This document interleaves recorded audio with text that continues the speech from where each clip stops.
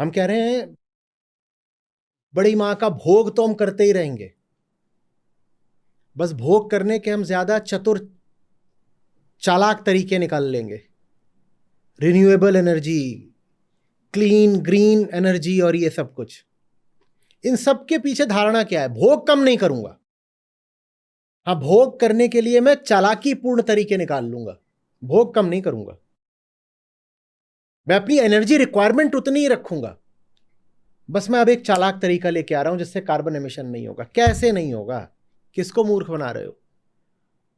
जिसको आप green energy बोलते हो, उसकी पूरी over the life cycle cost लेकर के मुझे दिखा दो कि वो कैसे क्लीन है।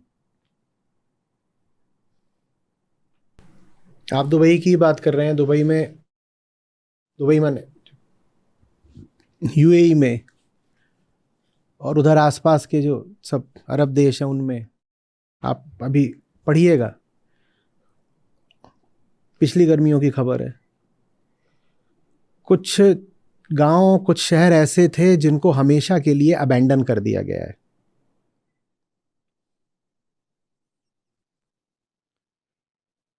कुछ ऐसे थे जिनमें 3 डे वर्क वीक करना पड़ा। अब उनमें तापमान इतना हो गया कि उनमें अब रहा नहीं जा सकता, उनको छोड़ दिया गया, वो पूरे शमशान हो गए। ये दुनिया के बहुत सारे शहरों का भविष्य है, पूरा ही छोड़ देना पड़ेगा। कोई बहुत गर्म हो जाएगा, कोई बहुत ठंडा हो जाएगा, कोई बर्फ के नीचे दब जाएगा, कोई पानी के नीचे आ जाएगा। कहीं हर समय तूफान चल रहे होंगे, कहीं इतना सूखा पड़ रहा होगा कि वहां पीने का पानी नहीं मिलेगा, तो वहां रहेगा कौन? ये दुनिया के अधिकांश शहरों का भविष्य है।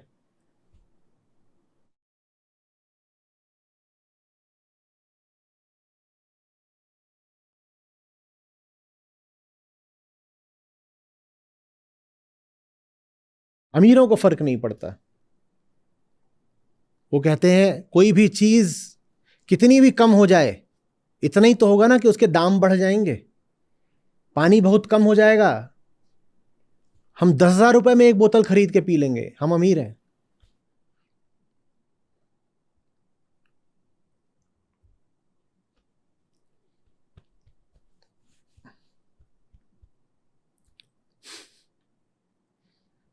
आप कह रहे हो कि जो एयरपोर्ट था वो सी पोर्ट बन गया। अमीरों को फर्क नहीं पड़ता, उनकी बड़ी बड़ी अट्टालिकाएं हैं, उनकी छत पर हेलीपैड है। वो कह रहे हैं हमें चलना ही कौन सा पब्लिक कन्वेयंस से है। आप जिसको हवाई जहाज बोलते हो वो उनके लिए पब्लिक ट्रांसपोर्ट है। बोलते हम इस पे कहां चलने वाले हैं, हमारे घर की छत पे हेलीपैड है, हम सीधे वहां से जाएंगे, वहां थोड़ी पानी भरा है। और सही बात है, वहां थोड़ी पानी भरा है।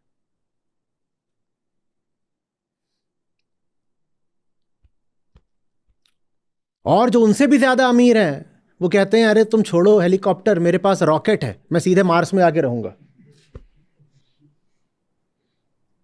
एक मीम चलती थी ना, अरे जल्दी जल्दी करो, अभी मार्स भी तो तबाह करना है।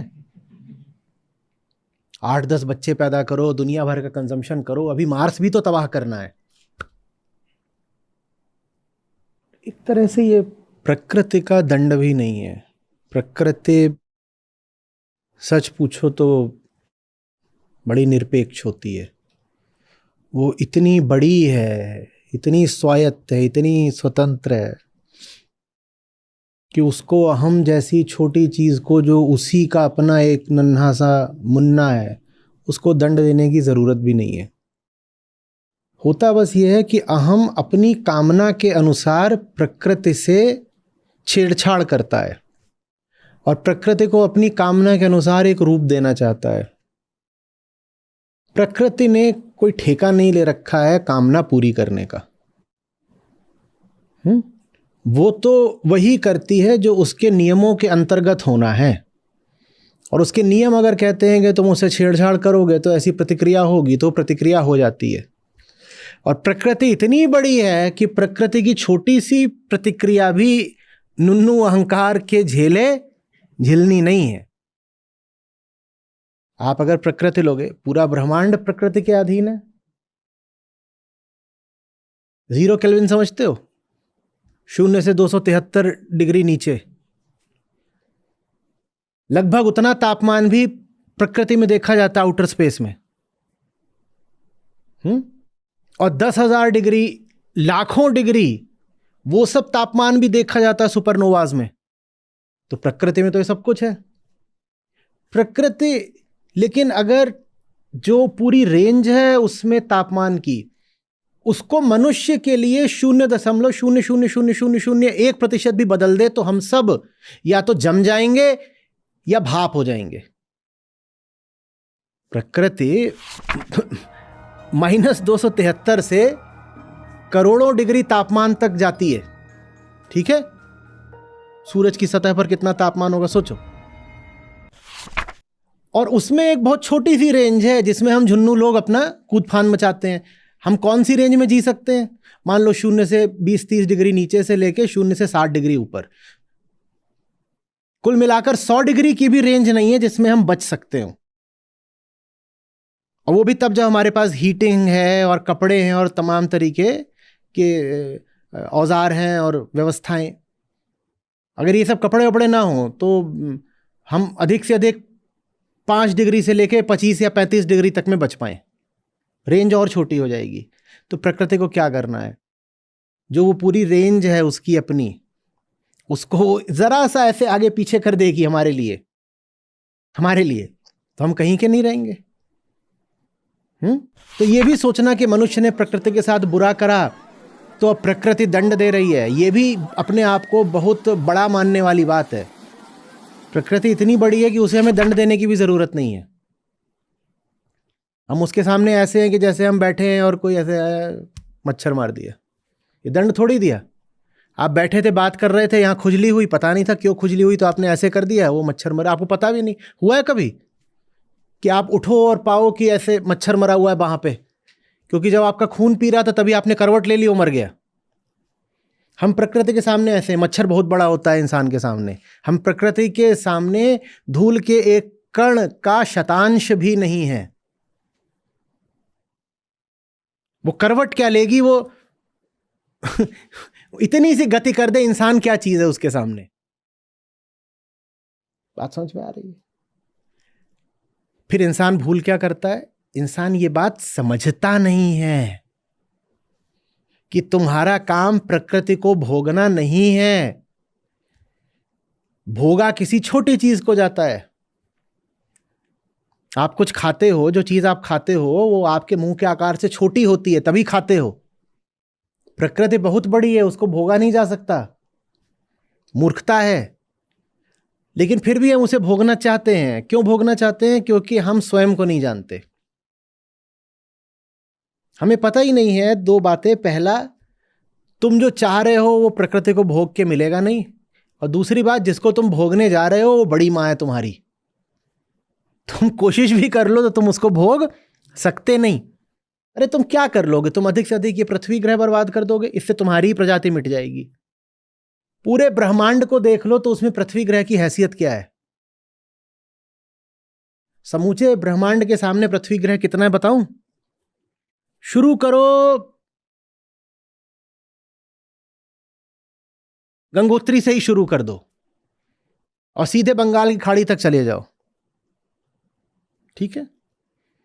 और गंगा में जितनी बूंदें हों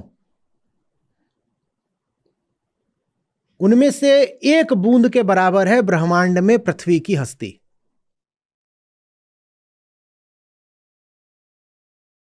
समझ में आ रही बात है? भारत का पूरा पश्चिमी तट ले लो, गुजरात से शुरू करो, केरल तक चले जाओ। उसमें बीच बीच में रेतीली बीचें आती हैं, रेत वाले तट, बीच आती है। कितने उस पे धूल के कण होंगे? कितने होंगे? या थार का रेगिस्तान ले लो, उसमें कितने रेत के कण होंगे? तो पृथ्वी की हैसियत ब्रह्मांड में पूरे थार के रेगिस्तान में जितनी बालू है, रेत, उसके एक कण से भी कम है। तुम प्रकृति को क्या नुकसान पहुंचा लोगे? एक बार मैंने कहा था, लोगों ने कहा था the earth is heating up, the earth is sick, लोग बोलते हैं ना global warming is the fever of the planet. मैंने कहा था the earth is not sick, the earth is just adjusting itself to eliminate man. Earth का कुछ नहीं जाता, तुम्हारा सब कुछ जाता है, इसमें तेरा घाटा, मम्मी का कुछ नहीं जाता। तू अभी 2 सेकंड पहले पैदा हुआ है, इवोल्यूशनरी टाइम स्केल में तू 2 सेकंड पहले, उस दिन मैं आईआईटी में भी यही बोल रहा था ना, इवोल्यूशन की दृष्टि से तू 2 सेकंड पहले पैदा हुआ है, और मम्मी अरबों साल पुरानी है, और तेरे जैसे वो 1 सेकंड में लाख पैदा करती हैं। उनका क्या जाएगा, तू मिट जाएगा। ये भी कहना let save the planet, let save the planet, अहंकार की बात है। हम इतने बड़े हैं कि हम, वो तुम्हारे आने से पहले भी थी और वो तुम्हारे जाने के बाद भी है। बेटा तू अपनी बचा। और मनुष्य है जो इन छोटी टेम्परेचर रेंजेस में सरवाइव कर सकता है। प्रकृति बढ़े हुए तापमानों पर भी जो प्राणी मौज में बचे रह जाएं, ऐसों को विकसित कर देगी। हां, ऐसों को विकसित करने में हो सकता है 10 लाख वर्ष लगे। प्रकृति के लिए 10 लाख वर्ष क्या है, समय तो उसकी जेब में है। प्रकृति को कोई प्रतीक्षा करनी पड़ती है। जैसे तुम प्रकृति के बच्चे हो झुन्नू, वैसे ही समय भी क्या है, प्रकृति का बच्चा।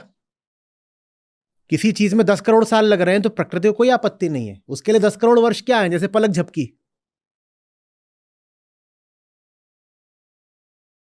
समझ में आ रही है बात? वो इतनी बड़ी है कि वो पलक भी झपके तो हमारे लिए महाप्रलय है। महाप्रलय कह तो रही है कि दुबई का हाल देख लो, आ रहे हैं लोगों के फोटो आ रहे हैं, वीडियो आ रहे हैं कि ये दुबई है। वो दुबई ऐसा लग रहा है जैसे हमारे बंबई में हो जाता है मॉनसून में, उससे भी ज्यादा बदतर।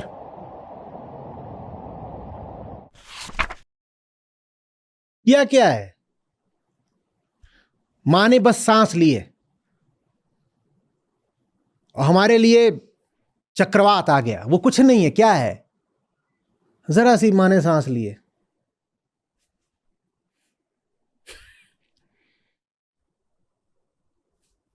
साधु तेरी पीर है, जो जाने पर पीर। साधु तेरी पीर है, जो जाने पर पीर। जो पर पीर न जानई, ते काफिर बेपीर रे साधो, ते काफिर बेपीर। कहता हूँ कही जात हूँ, कहा जो मान हमार।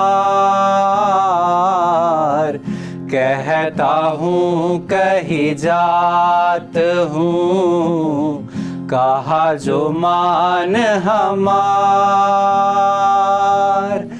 जाका गला तुम काटी हो, सो फिर काटी तुम्हार रे साधो, सो फिर काटी तुम्हार।